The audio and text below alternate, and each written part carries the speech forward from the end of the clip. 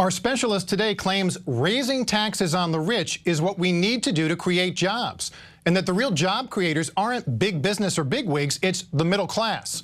Nick Hanauer is a venture capitalist and the co-founder of Second Avenue Partners. He's also co-author of the new book, The Gardens of Democracy, a new American story of citizenship, the economy, and the role of government, which is in stores now. Welcome, Nick. Thanks for taking the time.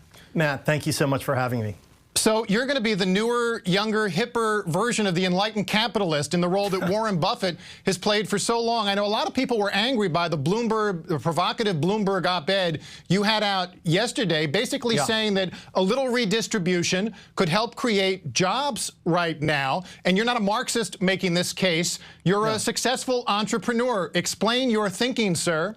Okay, so, you know, how people see the world is based on the assumptions they make about how it works. And most Americans, certainly the Republican Party, is in the grip of some very 19th century ideas about how the economy works. And they have this very sort of linear, mechanistic metaphor in their heads that if you just pour money into rich people like me, jobs will squirt out the other side. And clearly that's not happening. If you look at what's happened to tax rates on the very rich, and the amount of wealth that people at the very top have accumulated, and the obvious jobs problem we have in this country. But if you understand the economy as it is, as a complex adaptive system, as literally an ecosystem, then what becomes transparently obvious is that it's a system of interconnected feedback loops. And jobs are literally a consequence of the feedback loop between customers and businesses. So in that sense, middle-class consumers are the engine of job creation in an economy.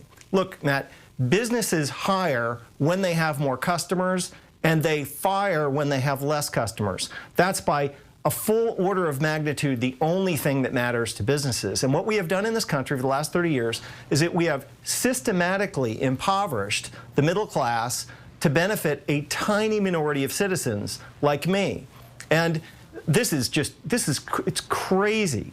And the only mathematically... Let me, Nick, because you're singing to the choir in a way that I think what you're saying is so important. I want to make sure that some of our gurus on the panel get to ask questions that will help frame what you're saying. Sure. I know Ari Melber, jump in. I'm here to frame. Also, the Space Needle looks great behind you. I grew up in Seattle, so always like to see that.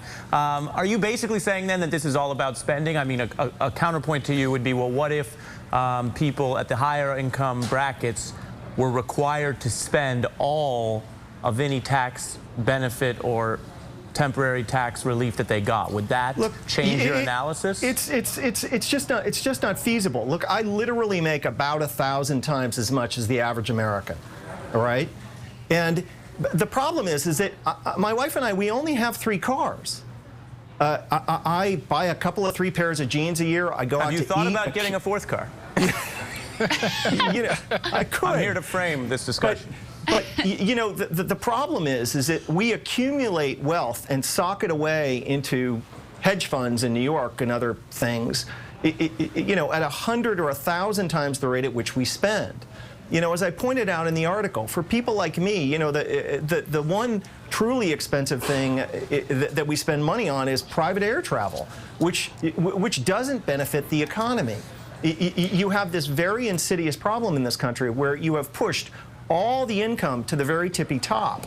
The top 1% now gets about 24–25% of total income, but the top 1/10 of 1% gets half of that. And that money is literally clotted.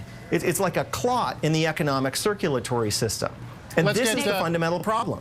Let's get Crystal in. Crystal's got a question. Hi, Nick. Have you thought about 1,000 cars? No, just kidding. No. No. Well, you mentioned in your lead-up that you felt the middle class, which I agree with, has been systematically undermined. So I was wondering if you could elaborate that and talk about some of the policies that you think have really been particularly detrimental, and with a forward perspective, what you think we could do to start to reverse this increasing trend of income inequality. Well, I mean, that's a very long discussion, but you know, there's simply no doubt that middle-class Americans have been trapped with stagnant wages and escalating prices for 30 years. Part of the problem, of course, is income inequality. when people like me have a situation in which price is no object, we push prices for everyone else up and force people down the scale in the middle class to borrow to keep up. So this is a, certainly a significant part of the problem.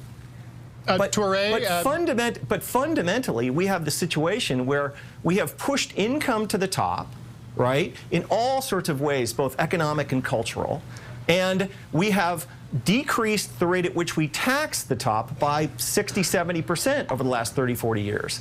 And the collision of these two things is devastating to the middle class. This country simply cannot afford to invest in the things that support the middle class to enable them to continue to be robust participants in our consumer-based economy, in this feedback loop. And the way to get it started again is for people like me to begin to pay their fair share again and support our customers. The thing that drives me craziest about these policies is that these policies are destroying our customer base. So, would you? Go ahead. Nick, I want to get Touré. We really need more people talking like this. Touré, I know, is got a question. So, yeah. Are you supporting massive tax cuts for the middle class? And I would like to hear you unpack a little bit what you mean by middle class. Are you saying that the upper middle class is really the force, or the lower middle class? Or the median family in this country makes like $32,000 a year. The median wage is $26,000, right? How do you afford health care and housing on $26,000 a year? I mean, it's almost impossible to conceive. And there are a million ways. Look, I'm not a policy person, but if the people at the top, in the top 1%, and if corporations were paying taxes at historic rates, you could be recycling $300–400 billion back into the economy in ways that would benefit the broad middle. Look, the country, let me give you a great example. The country currently spends about $400 billion a year on various kinds of tax breaks to help people create wealth.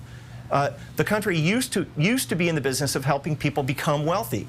Well, today, the bottom 60% of Americans share just 4% of that benefit.